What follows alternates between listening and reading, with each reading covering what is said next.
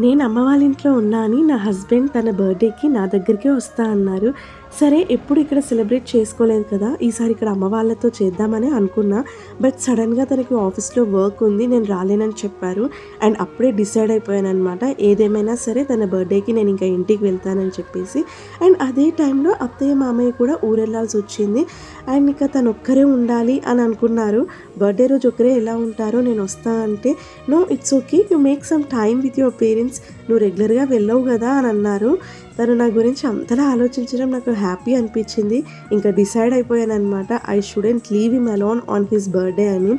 తనకు కాల్ చేసి చెప్పాను, "నీ బర్త్డే రోజు మార్నింగ్ వస్తాను నేను, పికప్ చేసుకోవడానికి రండి" అని. బట్ ఒకరోజు ముందే వెళ్ళిపోయాననమాట. నన్ను పికప్ చేసుకోవడానికి వచ్చాయి అని చెప్పగానే he is shocked and surprised. "ఎందుకొచ్చావు? ఇట్స్ ఓకే, నువ్వు ఉండాల్సిందే" అన్నారు. But I want to make him happy and his birthday more special with our presence and celebrate his birthday.